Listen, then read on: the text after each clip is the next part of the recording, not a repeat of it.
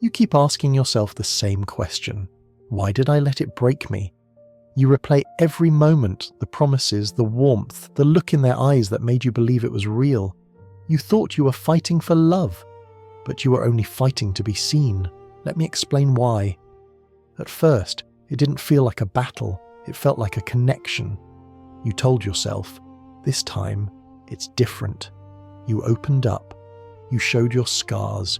You gave pieces of yourself you swore you'd never give again. But slowly, the energy shifted. They stopped meeting you halfway. You began over-explaining, over-apologizing, over-loving, and they began observing, measuring, withholding affection like a weapon. You thought love was about fighting for someone, but they made you fight against yourself. Here's the truth. You weren't weak.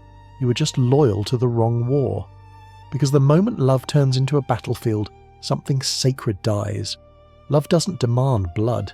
It doesn't ask you to crawl. It doesn't feed on your silence. What you called commitment was actually survival. You kept defending someone who kept wounding you. You mistook chaos for passion, manipulation for depth. But that's not love. That's control. Psychologically, this is what happens. When someone conditions you through intermittent affection, the dopamine in your brain starts chasing the next high. The moment they pull away, your body craves their validation like oxygen. You become addicted to fixing what they keep breaking. It's called trauma bonding, and it's one of the most silent prisons the human heart can live in. You think you're fighting for connection, but really you're fighting your own fear of abandonment. I'll give you an example. He was the kind of man who believed in loyalty, the kind of man who'd rather carry pain than see someone else suffer. She was magnetic, beautiful, unpredictable, broken in ways he wanted to heal. He thought his love could calm her storms, but every time he reached out, she pulled further away, just enough to keep him chasing. Nights turned into arguments. Arguments turned into silence, and silence became his punishment. He didn't realize she wasn't looking for peace. She was looking for power, and he was the perfect soldier. It's a dangerous thing when a man finds meaning in his pain, when his strength becomes his cage, because he starts believing that enduring is the same as loving. But love shouldn't drain you. It should anchor you. It should bring you back home to yourself, not scatter you in pieces. So when you finally walked away, you thought you'd failed. You mistook release for defeat. You told yourself you were too emotional, too intense, too much. But let me tell you something. Walking away wasn't weakness. It was your first act of strength.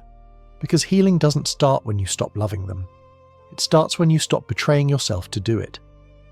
The war you were fighting was never about them. It was about proving your worth to someone who benefited from your doubt. You weren't addicted to them. You were addicted to who you thought you could become if they finally loved you back. But love isn't earned through suffering. It's recognized through peace.